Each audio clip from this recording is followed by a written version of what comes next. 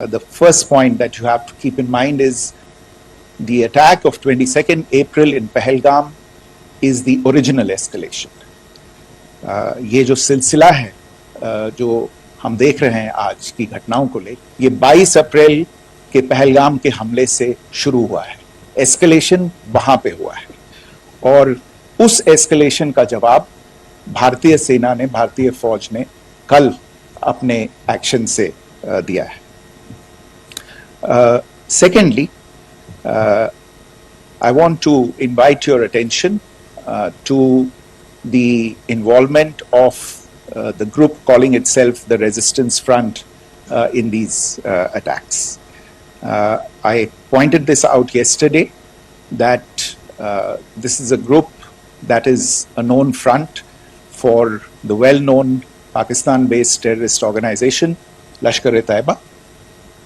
The group has been reported earlier. I mentioned to you about the Indian authorities providing information to the UN 1267 Sanctions Monitoring Committee.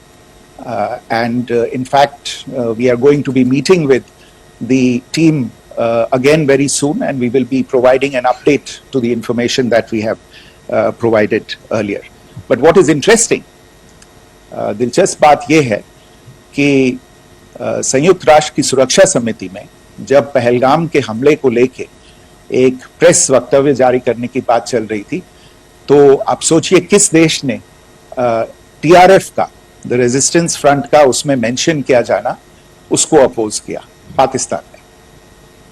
This was after the fact that the TRF claimed responsibility for this attack not once but twice, within a few hours after the incident on the 22nd of April, and then again on the morning of 23rd April.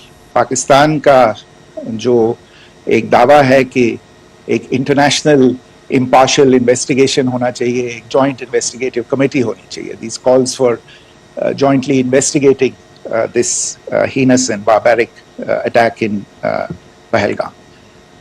Again, I think you know the history well on this. You know the track record well, and it is not a bright track record insofar as Pakistan is concerned. In fact, in the pursuit of justice for the victims of multiple terrorist attacks, whether it be Mumbai in 2008, in Pathankot in 2016, or many others.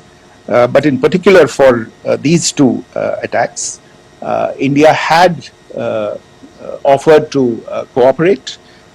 India provided forensic evidence and urged Pakistan to bring the perpetrators of these attacks to justice. We, in particular with regard to the Mumbai attacks of 2008, where a Pakistani Lashkar-e-Taiba terrorist was captured alive, India provided extensive information and evidence related to the involvement of Pakistani terrorists in this attack. Cases were registered, but you are all aware that these cases have not progressed despite the formation of judicial teams, etc. And Pakistan has consistently stonewalled all efforts to move the investigation along. If any civilians were killed in these attacks, I wonder what message this picture actually sends to all of you. This is a question that is worth asking.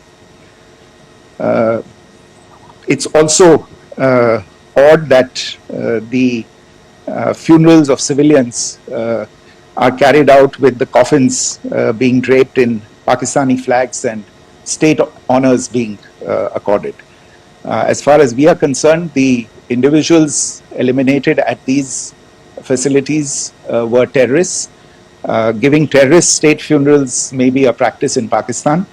Doesn't seem to make much sense to us.